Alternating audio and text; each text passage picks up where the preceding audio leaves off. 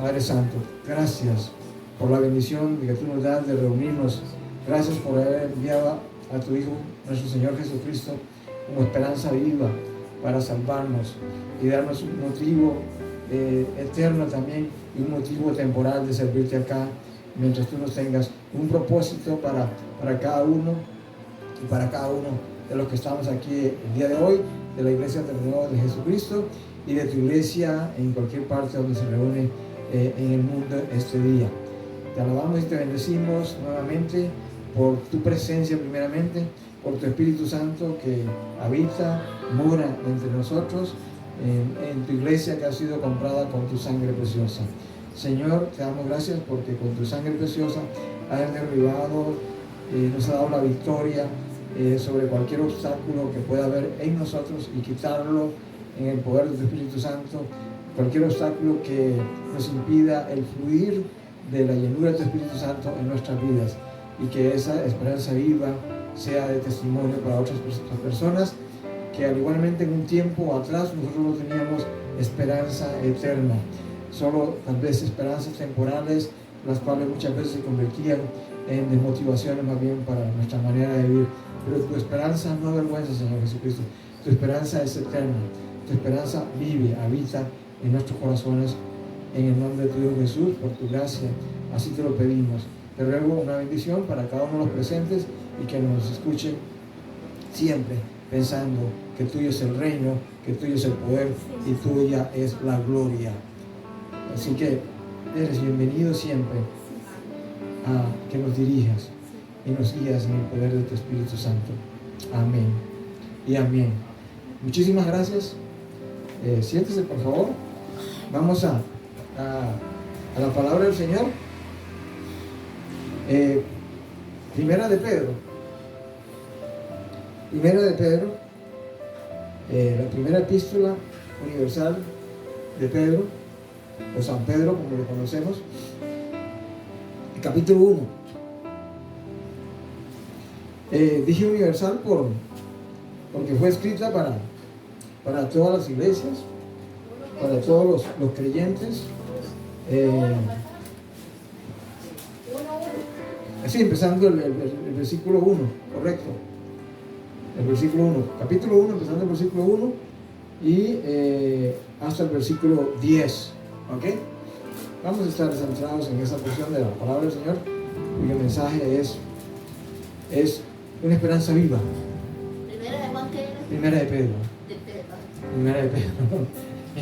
Primera de Pedro, hermana Meche. Siempre es Mercedes, ¿verdad? Pero decimos que precisamente hermana Meche.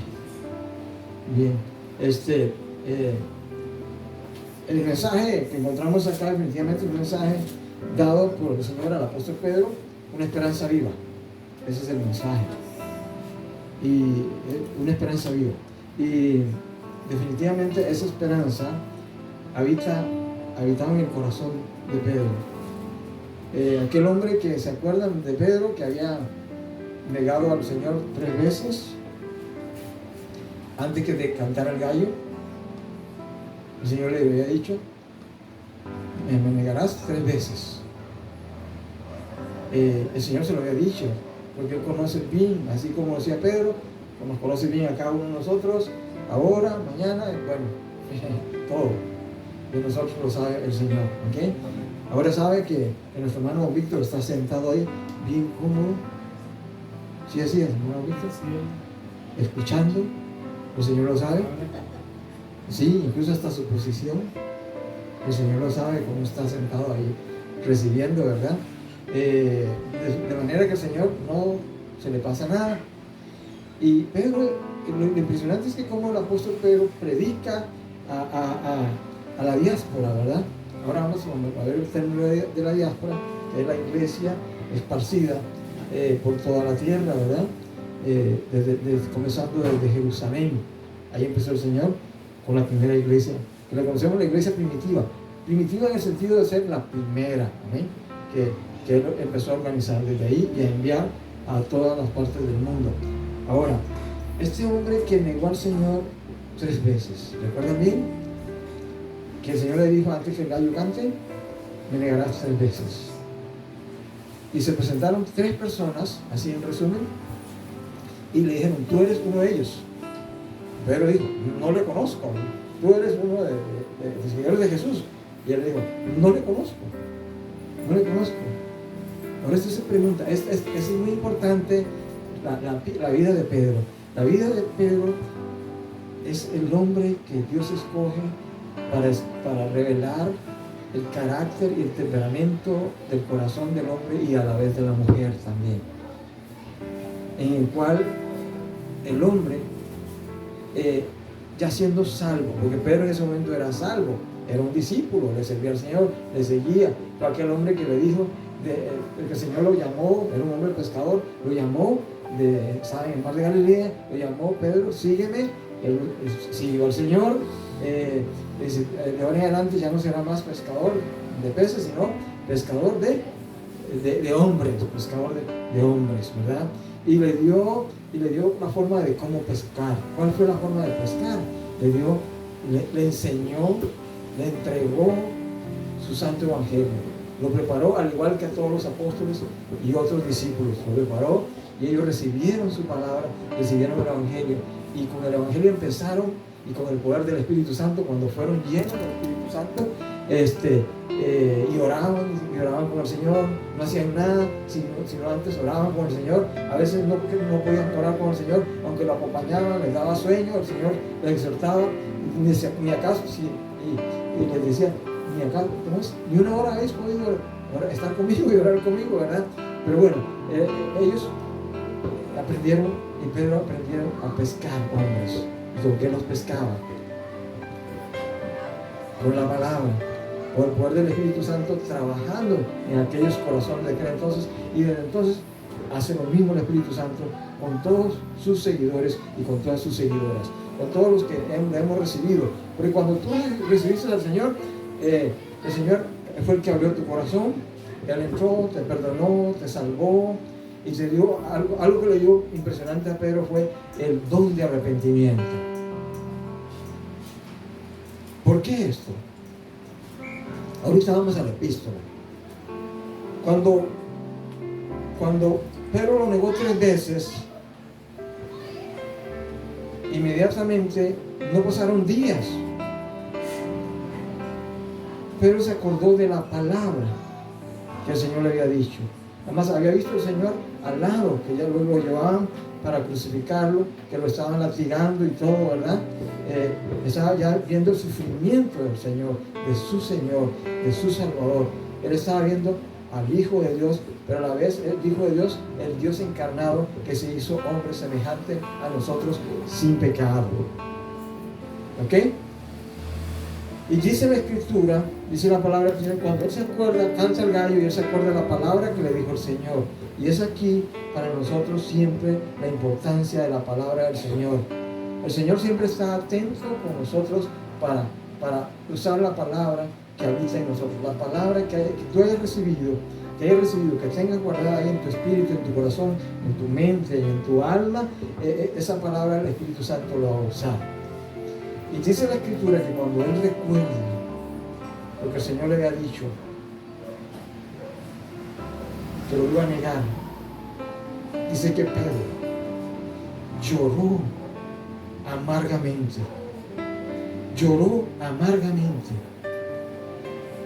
Ahora, es aquí la importancia de ver el corazón de un hombre de Dios. Ese corazón de Pedro tenía el don del arrepentimiento. Alguien que no haya nacido de nuevo, alguien que todavía no ha sido salvo, o que ha endurecido el corazón ante el llamamiento del Señor para ser salvo, para ser perdonado. Bueno, el Señor da el convencimiento por medio del Espíritu Santo para que aquella persona se arrepienta y reconozca que Jesucristo es el Señor, es el Salvador, el único que puede perdonar pecados y que tiene toda la autoridad y la potestad de perdonar pecados y de salvar a quien se lo pida. A partir de ahí viene el don del arrepentimiento. Entonces Pedro, ¿qué habitaba en él? La Biblia nos enseña, y Pablo explica esto bien, te lo dejo de tarea en Romanos capítulo 7, que el hombre aún redimido, eso se lo dejo de tarea para que vean todos los capítulos, está bien, que habita la ley del pecado, que mora, dice Pablo dijo, en mí mora la ley del pecado, ¿ok? Mora la ley del pecado. Cuando tú fuiste salvado, lo que hizo el Señor fue liberarse del poder de la ley del pecado que mora en nosotros. Ese poder que tiene una constancia siempre de llevar a pecar y pecar. Pero en el no redimido, todavía no está ese arrepentimiento como el del apóstol Pedro, que dice que lloró amargamente. Él no dejó pasar horas ni días, sino lloró amargamente. ¿Qué quiere decir esto? Se arrepintió de haber negado al Señor. Se arrepintió. ¿Y el Señor qué hace? Lo perdonó como su hijo amado. Aquel que le dijo, tú eres Pedro, ¿ok? Hijo de Jonás. Aquel que declaró que Jesucristo es la roca, que Jesucristo es el Hijo de Dios. Aquel que dijo, que el Señor le dijo, la palabra que no te lo ha revelado ni carne ni sangre, sino mi Padre que está en los cielos. Y bajo esa declaración de todo aquel que declare, como Pedro declaró que Jesús es el Hijo de Dios, la fe de Pedro, y sobre esas palabras de declaración de fe que Pedro dijo, reconocer a Jesucristo como su Señor y Salvador, al decir que Jesús era el Hijo de Dios, dice que edificaré mi iglesia. Bajo una declaración, no bajo una declaración de fe, no bajo la autoridad de un hombre, no bajo la autoridad de una denominación o una iglesia. La iglesia, el Señor la establece mediante la fe, mediante su palabra. Y así ha sido desde entonces que el Señor estableció su iglesia. Y así para el honor de Jesucristo, ¿cuántos dicen amén? Ok, ahora, ese hombre que negó al Señor, lo negó amargamente, lloró amargamente, pasa el tiempo y es dispersado, como creyente vino una persecución, fueron llenos de Pentecostés, predicó un mensaje, el mensaje del Señor, Cristo crucificado, y se convirtieron como 3,000 personas y se bautizaron. Confesaban sus pecados, se arrepintieron, porque ellos dijeron, ante la predicación del Señor a través del apóstol Pedro, el Espíritu Santo convenció a aquella multitud y dijeron, ¿qué haremos? ¿Qué haremos? Dijo la multitud. Y Pedro les dijo, este es el mensaje, arrepiéntanse. Ahí voy, hermano Alex. ¿Vas a decir algo? Sí, claro. Si nos ponemos a analizar, Pedro era un carácter fuerte. Ya por dos cosas hasta que Jesús lo llamó. Por esa razón es que le dice, tú eres Pedro, la roca. Bajo él, la declaración de fe de Pedro. ¿A qué va con esto? De que Jesucristo vio en Pedro la fortaleza para que hubiese un pescador fuerte, que no tuviera temor de llevar el mensaje de la palabra, porque él era el que iba a fortalecer a los otros discípulos cuando Jesús ya no estuviera. Ya no iba a estar, correcto. Entonces, eso nos hace un llamado a nosotros en cuanto a eso mismo, de que nos pide dejar el orgullo. Bien, gracias a nuestro hermano Alexander. Sí. En el llamado.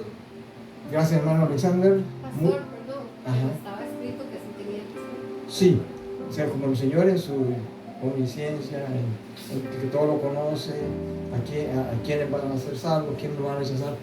Es lo que dice nuestro hermano Alexander.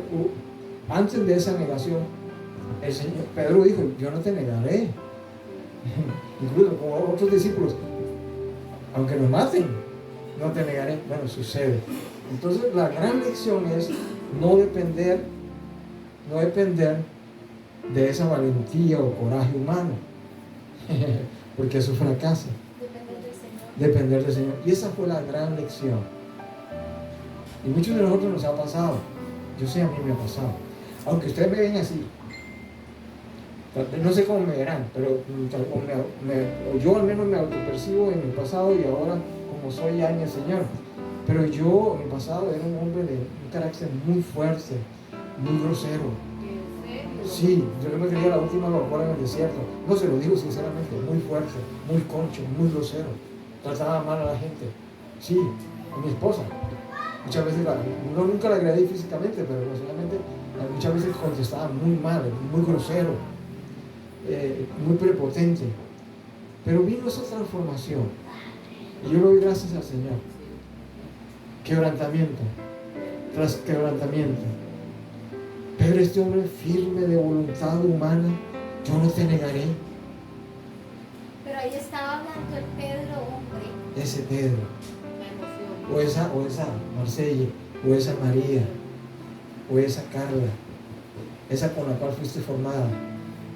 Ok, Pedro, eso es el aprendizaje que tenemos de Pedro. Cuando este hombre llora como un bebé,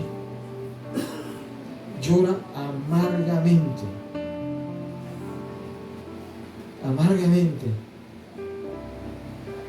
Y cuando el Señor escoge a alguien, no se equivoca cuando dice amén. Amén. Lo que pasa es que nosotros creemos que escoge a los más buenos o a los santurrones. Estaba hablando de la oración el jueves, dije algo así, esa palabra de santurrones, porque hay mucha gente que juega de santurrón, ¿verdad? Y el santurrón es aquel que todo lo puedo en José, todo lo puedo en Carla, todo lo puedo en María, todo lo puedo en Marsella, todo lo puedo en Cristo me fortalece. ese. Ahora ahí cambia. Ahí está nuestro pastor está listo, ¿no? Está escuchando bien. Entonces, Pero lea, digo. pero ahí cambia ya cuando aquel hombre, Pablo, un hombre docto, super teólogo de la época, plus teólogo, plus filósofo, un hombre bien adoctrinado, ideólogo de la época, cuando llega a decir, todo lo tomo por basura, y después declara, todo lo puedo en Cristo que me fortalece. ¿Quién puede hacer eso? Yo le digo, a mí nadie me hubiera cambiado, nadie. Mi esposa intentó cambiarme ese carácter. Cada vez que me reclamaba, más fuerte se hacía mi carácter. Cada vez que me exhortaba, más fuerte se hacía mi carácter humano, orgulloso. No, por eso yo le digo, no peleé con nadie para cambiarle. No, eso es el peor error. Solo Diosito. Mire, entrégueselo a Cristo Jesús, nada más. Entrégueselo en oración. Entrégueselo en oración. Como aquella mujer musulmana, hace poco escuché este testimonio. Y ahorita vamos a Pedro, ok, ahí estamos en la escritura, sí. La introducción se me está haciendo un poquito larga. Pero esta mujer musulmana de la iglesia perseguida actual, su madre, una iraní, tiene que viajar a Londres, Inglaterra. Allá se convierte, porque Dios la sacó de ahí. Una familia totalmente adoctrinada en sus creencias, ¿ok? Toda creencia se respeta, ¿verdad? Tenemos que respetarla, definitivamente. Pero hay hombres en muchas naciones que no respetan las creencias y matan por una creencia. Entonces ella se va a Inglaterra. Dios le dice, vaya a Inglaterra, al hombre, así le habló. Porque en el país donde ella vivía, no se puede abrir una Biblia. No se puede. Y el que encuentra con una Biblia, hay una ley que dice, que esa ley dice del gobierno, que de la familia, sea el abuelo, o el papá, la mamá, o la abuela, o el tío, o la tía, o el hermano, le pueden matar. Pero si no quieren entonces tomarse eso, entonces lo entregan a la policía para que la policía del Estado o del gobierno los mate, solo por encontrar una Biblia. Y si habla de Jesús, pues imagínese usted, igual es la sentencia. Entonces, ella va a Londres, allá le predicaron el evangelio, o sea, Dios la sacó de su nación, le predicaron, y había un propósito clarísimo del Señor allá, porque Dios le ha dicho, vaya allá te hablarán de mi evangelio. Se convierte al Señor y ella regresa, a los 20 años regresa. Ese testimonio creo que lo pueden conseguir en la iglesia perseguida. Ahí hay varios testimonios, ¿ok? Ahí lo pueden encontrar, hay muchísimos testimonios. Entonces regresa con la misión de hablarle a toda su familia Es el día que va a llegar y toda la familia, y allá la familia es extendida. Todas las familias son hasta desde el bisabuelo, bisabuela, hasta el último que haya nacido. Una familia grande, porque numerosa. Y ella viene, el primer día que llega, la primera noche, le dice: quiero predicarles de Jesús. Él me ha enviado a decirles que ustedes van a ser salvos por Él. Acepten su perdón, solo Él salva, solo Él da la vida eterna. ¿Sabe qué hizo la familia? La iban a matar.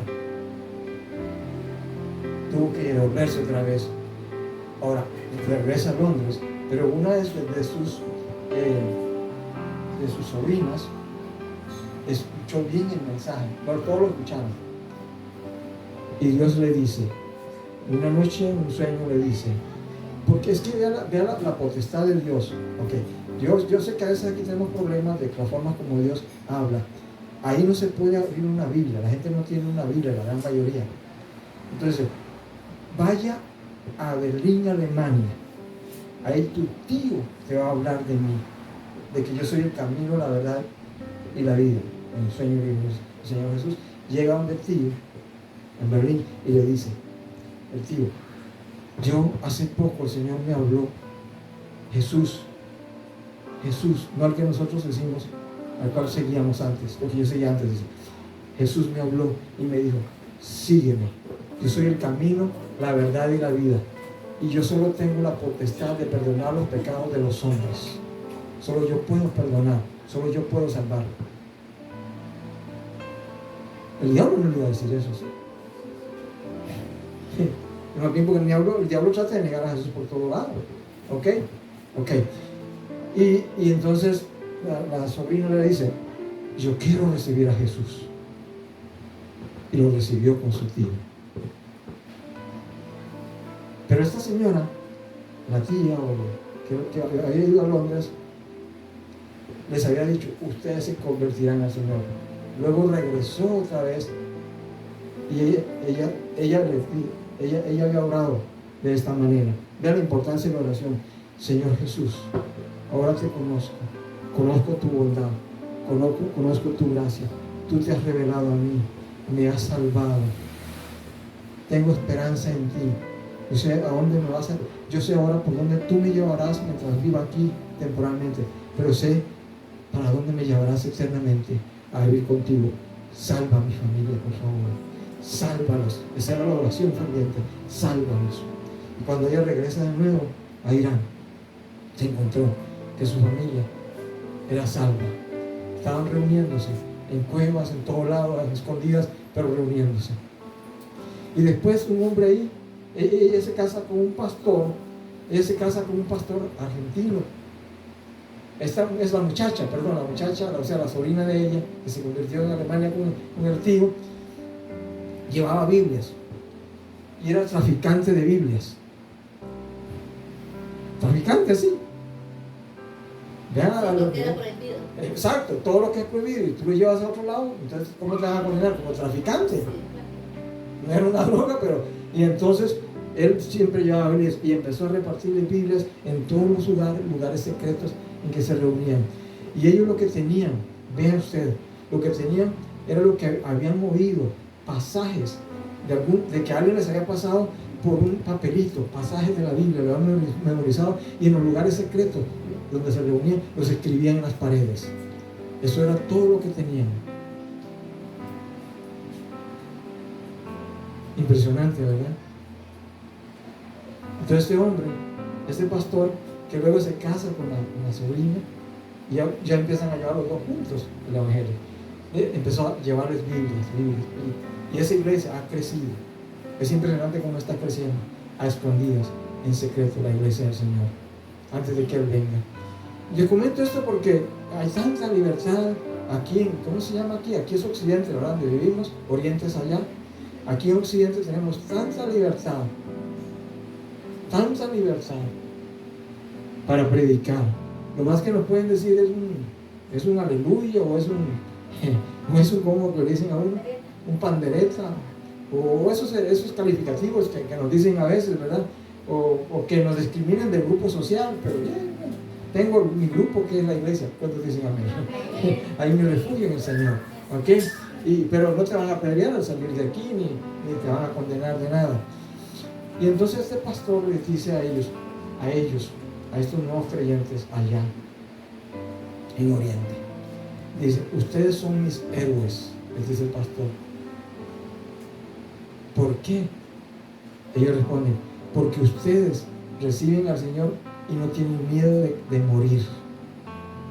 Y ellos contestan: para nosotros la gran oportunidad, porque la única manera de ser santos aquí en Oriente, dicen la mayoría, es de participar en una yihad, haciendo sacrificios, matando a otros para ganar el cielo.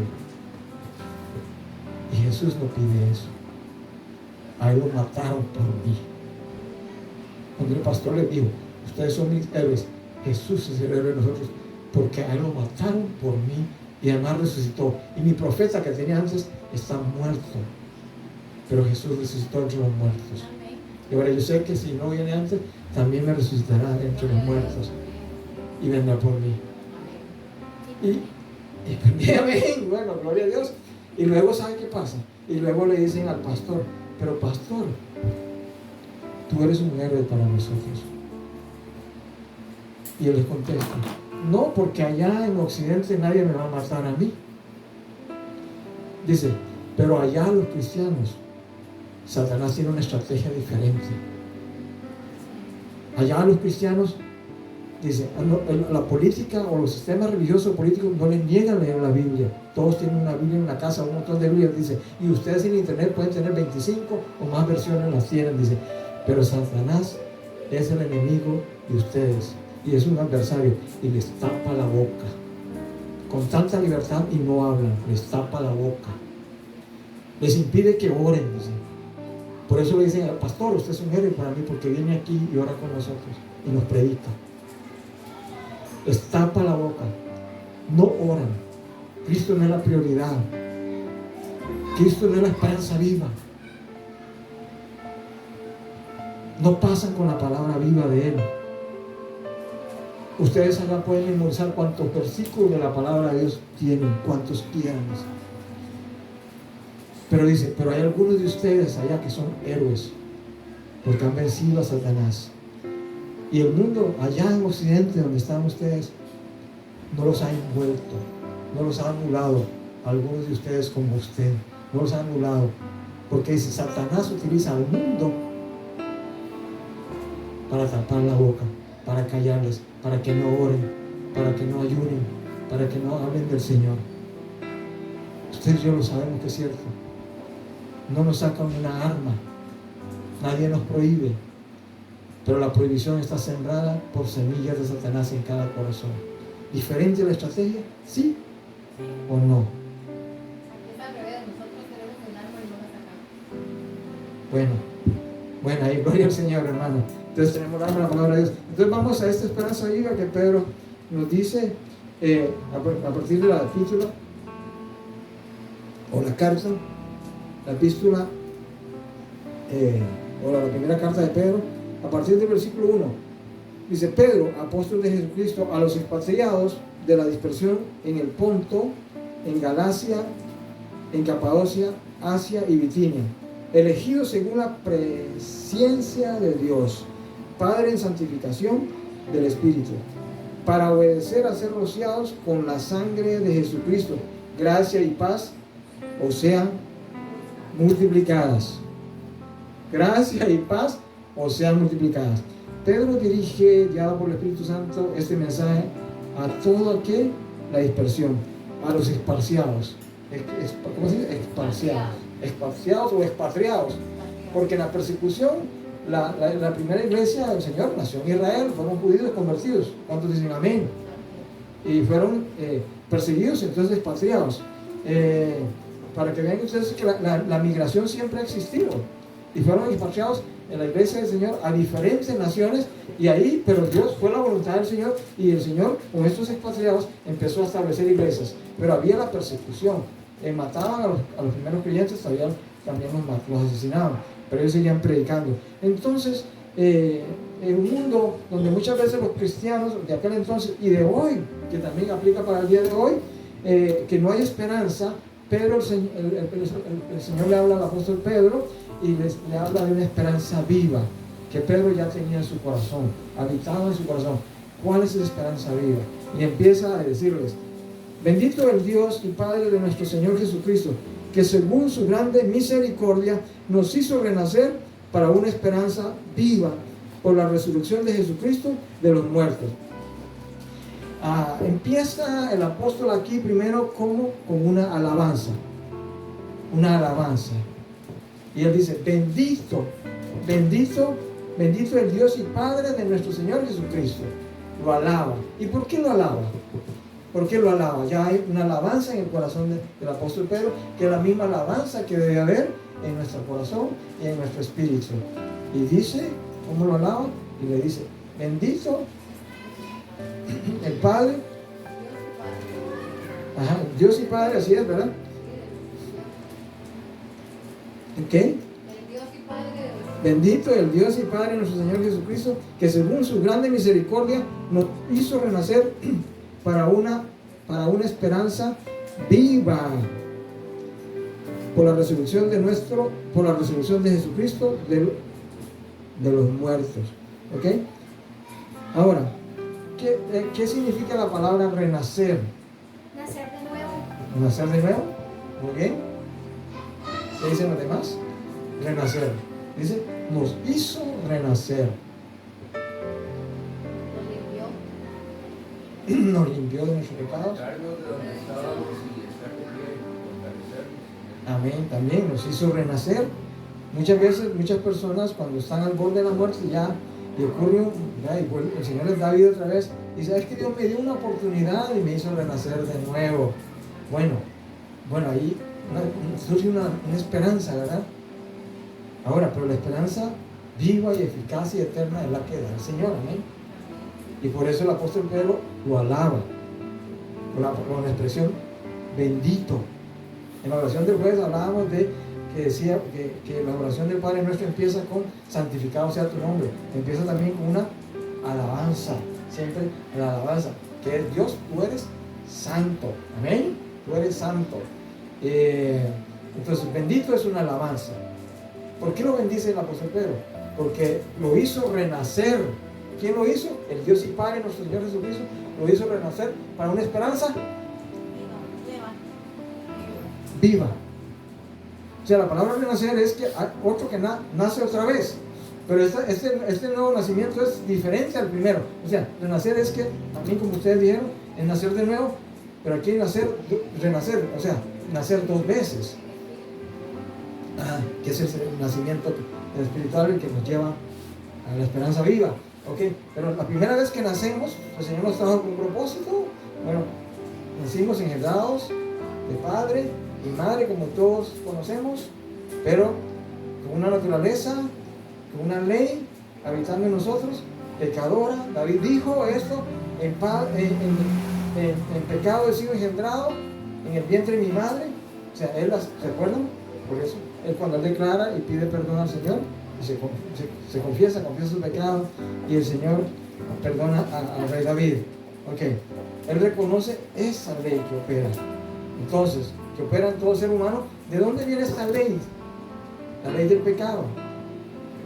Desde Adán y Eva, cuando Adán y Eva pecaron, transgredieron la palabra de Dios, recibieron. Ese es el primer juicio. Ese es el primer juicio que Dios declara. Cuando Él los creó, como el Señor nuestro hermano pastor, Génesis 1:27, a imagen y semejanza los creó, ¿verdad? Pero les digo, de todos los árboles del huerto, del paraíso, del Edén, pueden comer menos del que está, del fruto, de la ciencia, del bien y el mal. Cuando ellos desobedecieron, llegó Satanás, engañó y todo. El Señor sabía que iba a pasar todo esto. De hecho, Dios creó al hombre, no hizo un robot, lo dejó elegir. Adán y Eva eligieron, a la voz de Satanás, que los engaña y comen. Pero el Señor les había dicho: el día que coman, ciertamente morirán. Murieron. Espiritualmente quedaron separados, y físicamente Poco tiempo después, como todos, nos toca que morir también. Pero sí les dio la posibilidad de Dios otra vez de una esperanza nueva. Entonces, entró la ley del pecado desde ese entonces. Y la ley del pecado opera en todo ser humano. Ahora, los que estamos en Cristo, una esperanza viva y eficaz. Nos hizo renacer. Amén. Esa ley está. Pero también dice el apóstol Pablo que los que están en Cristo están juntamente crucificados con Él. ¿Se acuerdan? Gálatas capítulo 5. Muertos al pecado. Esa ley de pecado que será erradicada el día que el Señor nos dé un cuerpo nuevo, que eso es lo que viene aquí, que el apóstol Pedro predica más adelantito, un cuerpo nuevo. Cuando habitemos allá con el Señor, no tendremos pecado ya limpiados totalmente. Ese cuerpo se quedará, nuestro cuerpo se quedará aquí. Amén. Pero tenemos una bendición, una esperanza, el don del Espíritu Santo habitando en nosotros, que tiene poder sobre la ley del pecado. El Espíritu Santo tiene el poder de quebrantar el pecado, tiene el poder de dar el don de arrepentimiento, que fue lo que le dio al apóstol Pedro cuando él llora amargamente. ¿Por qué llora Pedro amargamente? Él lo dice acá. Él lo dice acá, que el arrepentimiento, vean cuando lo dice. ¿Por qué? Voy a leer el pasaje de nuevo. Bendito es Dios y Padre nuestro Señor Jesucristo, que según su grande misericordia, cuando tú te arrepientes, como le pasó a Pedro, es que el arrepentimiento viene por la misericordia del Señor. Los únicos que no tienen arrepentimiento y se mueren fríamente son los psicópatas. Por estudios científicos actuales está demostrado que ellos no tienen ni remordimiento, nada. Los psicópatas no pueden arrepentirse, no pueden llorar. El narcisista, que es un problema de identidad, que es la adoración al yo mismo, a mí mismo. Todos llevamos un poco de narcisismo, eso sí, por esa ley del pecado. Cuando, por ejemplo, vemos el espejo. Bueno, ese niño se va a hacer así.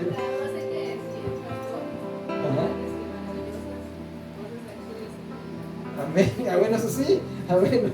Grandes y maravillosas cosas Dios ha hecho en mí.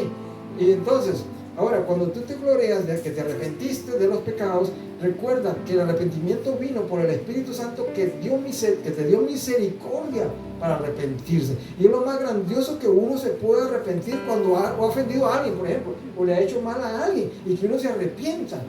¿Cuántos de aquí hemos ofendido o herido a alguien y yo he sentido como yo dolor de haber ofendido a alguien? Dolor, o cuando me han ofendido y yo he sentido dolor en mi alma, pero he sentido también el dolor de humillar a una persona. Lo he sentido profundamente y le he dicho: Señor, perdóname. Y he tenido que ir a pedirle perdón a aquella persona por haberle ofendido. ¿Y sabe qué? Trae sanidad del Señor. Esa es la misericordia del Señor. Porque hay una ley del pecado que no tiene esperanza viva.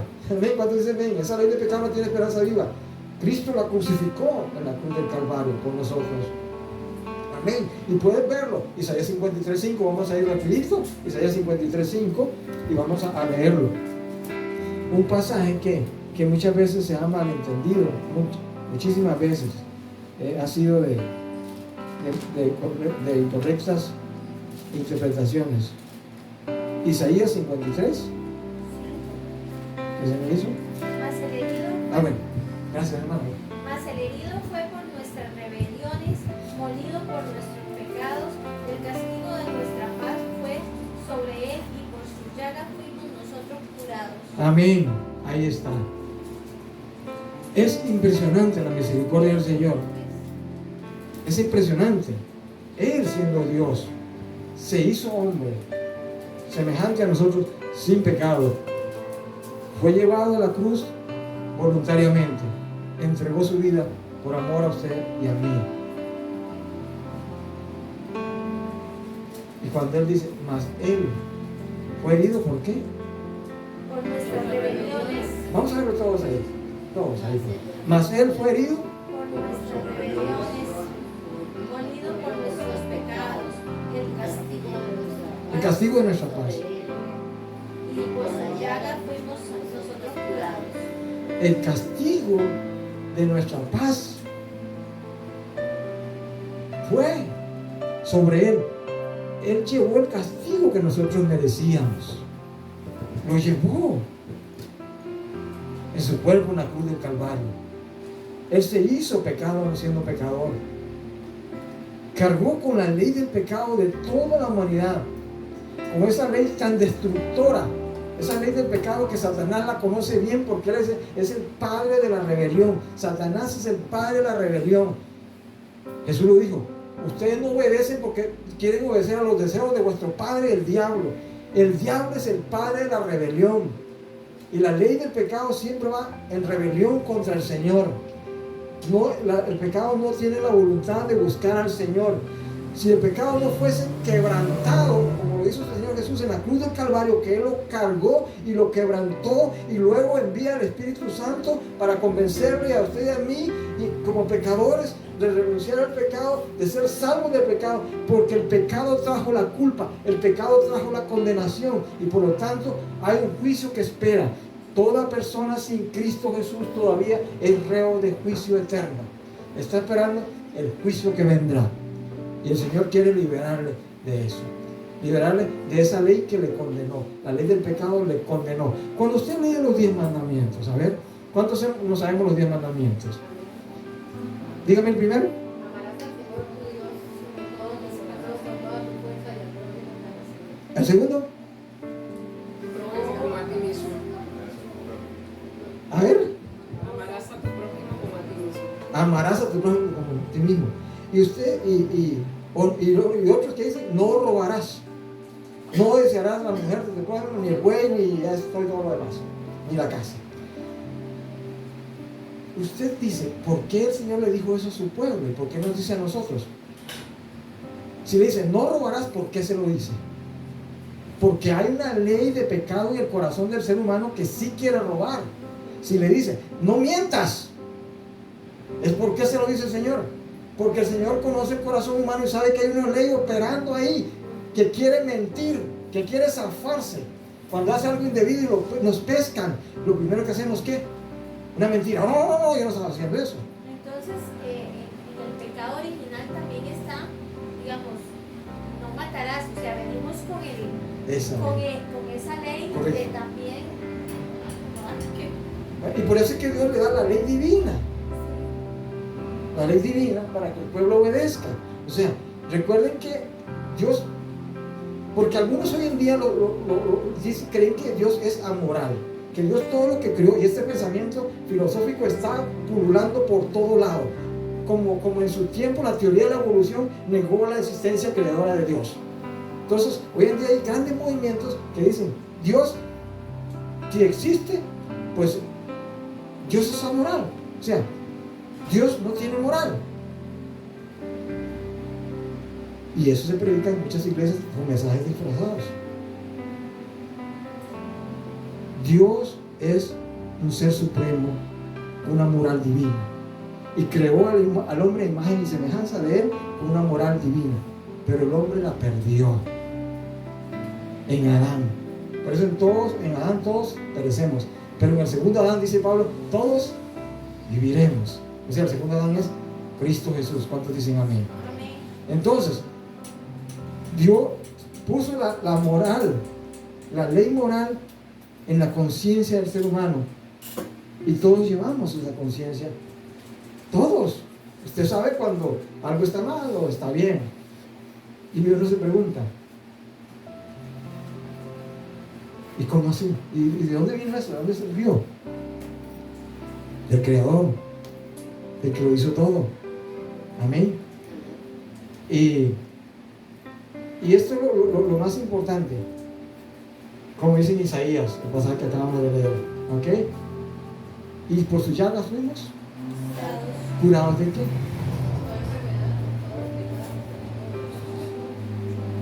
La sanidad del Señor es traernos de nuevo al camino de Él.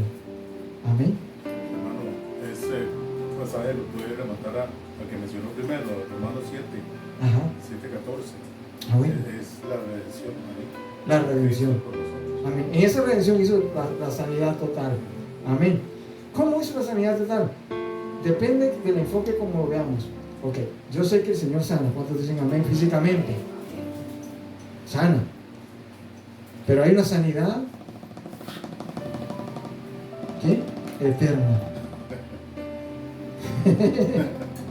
Ya se está aquí nuestra hermana. Hay una sanidad eterna que hizo el Señor. Cuando nos va a quitar este cuerpo, donde mora el mal, y nos va a dar un cuerpo semejante al de él. Limpios. Romanos 7:14 dice, porque sabemos que la ley es espiritual, mas yo soy carnal, vendido al pecado. Porque lo que hago no lo entiendo, pues no hago lo que quiero, sino lo que aborrezco, eso hago. O sea, ahí, que sigue. El otro, y si lo que no quiero, esto hago, apruebo que la ley es buena. El 17 es el que dice. De manera que ya no soy yo quien hace aquello, sino el pecado que mora en mí. Esa ley de pecado que mora en mí. ¿Y quién lo dice? Pablo, el apóstol. Pero él es bien consciente de eso. Ahora, cuando usted estudia la vida de Pablo, él no andaba arrastrado en el pecado. Pero sabía, o sea, Dios le reveló lo que había en él. Vea, cuando alguien recibe a Cristo, es un despertar impresionante.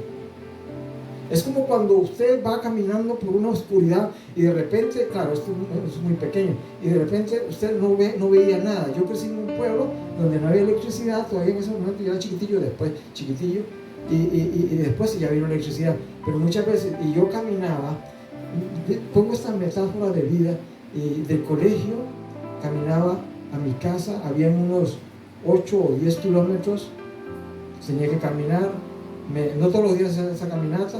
Me iba el domingo en la tarde, llegaba a una casa donde alquilaba para ir a estudiar al colegio y luego los viernes regresaba, pero muchas veces salíamos tarde del colegio y yo tenía que ir a mi pueblo y eran las 7 de la noche y yo iba pues, por esos caminos y muchas veces no se veía nada. Ajá. Pero otras veces venía de repente, estaba llovinando y un rayo. También. Qué hermoso, ¿verdad? Esos tiempos. Gloria a Dios. Pero en medio de la oscuridad venía un rayo, ese rayo de luz, y podía ver lo que estaba delante de mí y alrededor. Entonces, cuando alguien recibe al Señor Jesucristo, recibe la luz, cuando dice, y puede ver lo que hay en sí, y de lo que fue redimido, de lo que fue salvado, de la culpa, del pecado, de la condenación eterna, que ya no va a pasar en el infierno. Pero ¿sabe qué le revela el Señor? Y le hace descubrir que hay una ley operando que no le permite que quiera seguir al Señor. Cuando el Señor dice, ven y sígueme, el Señor sabe lo que hay en ti y sabe qué se va a oponer para que tú no lo sigas. Pero tú tienes que descubrirlo con la palabra del Señor y con la oración. Y está esa ley operando. Y el creyente que se da cuenta de eso puede decir como el apóstol Pablo de mí. Como dice, miserable de mí. ¿Quién me librará de este cuerpo de muerte? ¿Quién me librará de este cuerpo de pecado? Pero las gracias sean dadas. Romanos 7:18. Buscamos rapidito, porque eso es muy importante. Porque era un teólogo y todo lo demás. 18, 19. ¿Verdad? Y el Señor eso no contó, porque su teología era de acuerdo a las costumbres y tradiciones de aquel entonces. Como hoy sucede, que hay un montón de teologías por todos lados distorsionadas, porque hay una teología verdadera, hay un estudio verdadero, el estudio del Dios verdadero que sí salva. ¿Cuántos dicen amén?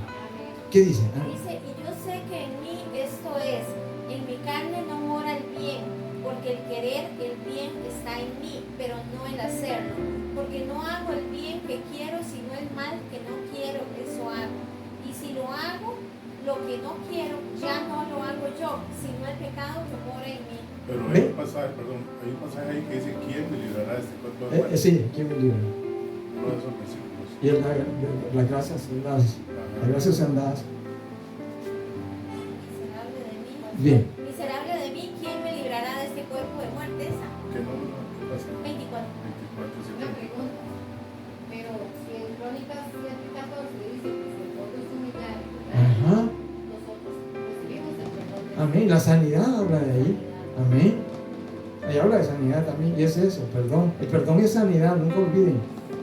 Pero también el perdón es la justicia de Cristo Jesús de salvarnos de la condenación. También el perdón es sacarnos como reos que llevamos directamente hacia la cárcel eterna que conocemos en la Biblia como el infierno. Él anuló esa acta, el acta de los decretos que era contrario a nosotros.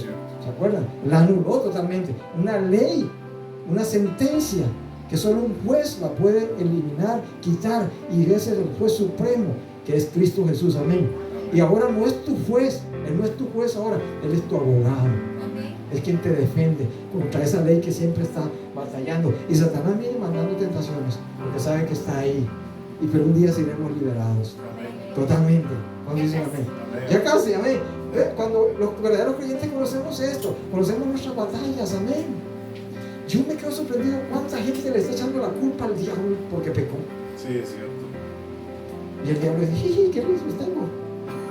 Porque no se conocen ni a sí mismos, no se conocen ni cómo opera esa ley en ellos. Oiga, ¿quieren saber cómo se llama? Ah, jiji. Bueno, yo no sé si era así. Eso ya es algo mío, ¿verdad? Pero ustedes entienden. Y él mismo dice, ay, yo lo conozco. El diablo dice, claro. Y yo no quiero ser burla de Satanás, que el Señor nos guarde. ¿Cuántos dicen amén? Pero él conoce lo que está operando, porque él la metió en Adán y Eva y pasó a todas las generaciones. Amén. Metió eso ahí. Entonces, qué hermoso saber quiénes somos ahora en Cristo Jesús. Amén. Y quién tiene más poder. Amén. Y que Cristo, Él llevó nuestros pecados, Amén. los tomó a sí mismo y venció a Satanás cuando derramó su sangre. Ya vamos a terminar casi. Vea, y aquí sigamos con la esperanza viva. Se hizo un poco largo, ¿verdad? Son las dos, ¿no? Sí. Bueno, a partir del versículo 4 dice, para una herencia incorruptible, que es toda la introducción que me he adelantado, ¿verdad? Dice que ahora tenemos una esperanza viva, que es lo que menciona en el versículo 3, una esperanza viva, porque dice, nos hizo, recuerden, nos hizo ¿qué? Renacer para una esperanza viva. Recuerden que nos hizo, no que usted lo hizo, Amén. o que la religión lo hace, o que sus obras lo hacen, o sus buenas obras lo hacen. No, es la obra de Cristo que lo hizo. Tienes que ver como creyente en Cristo Jesús que Cristo es tu hacedor. Amén. Él es tu hacedor. Él es mi hacedor. Porque Él hizo posible mi salvación. Yo no me gané la salvación con obras o tratando de ser justo. Él hizo la salvación. Él es el dueño de la salvación. Él te hizo a ti por segunda vez. La primera vez estabas perdido, pero también te hizo. Y en la segunda vez te rescató en el nuevo nacimiento en Cristo Jesús. Esa es la esperanza de vida que tenemos. Luego dice, para una herencia incorruptible, incontaminada e inmarcesible, reservada en los cielos para vosotros. Mire,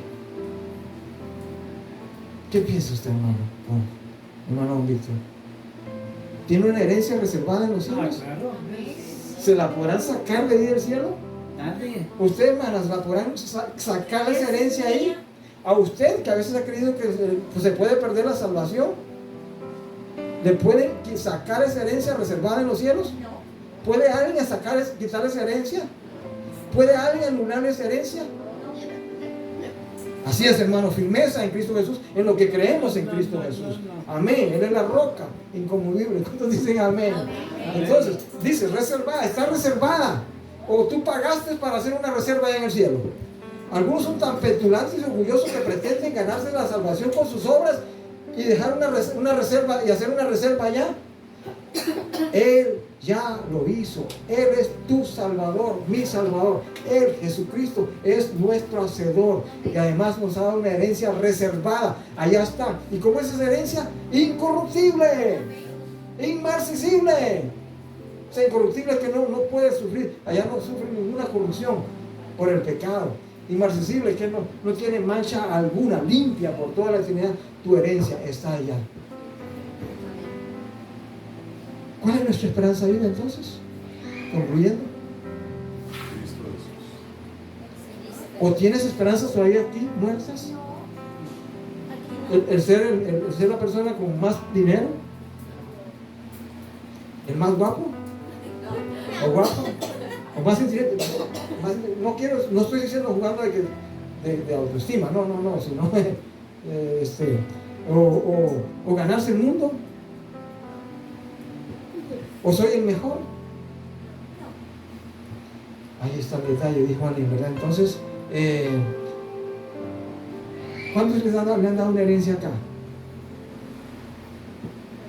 ¿Cuántos han recibido una herencia así, monetaria, un terreno, una casa? Nuestra hermana Marcela.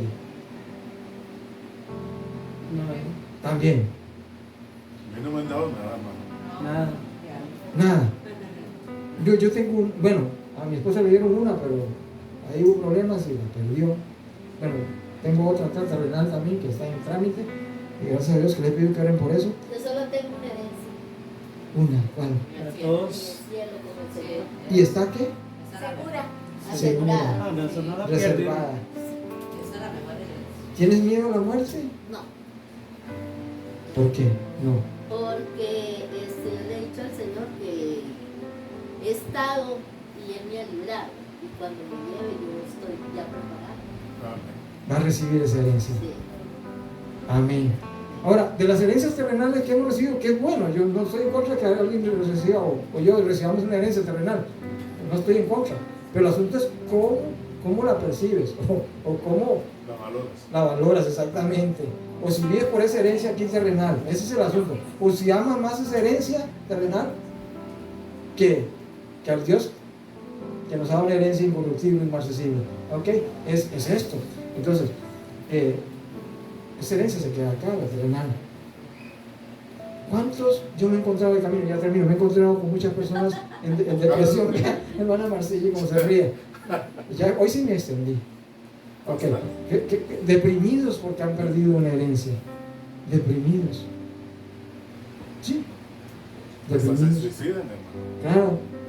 Claro. Con eso de. Y yo solo por el dinero. No hace mucho, bueno, en una gran recesión que hubo en Estados Unidos, muchos millonarios al ver en un día perder todo, o sea, porque no tienen esperanza, no tienen una esperanza viva.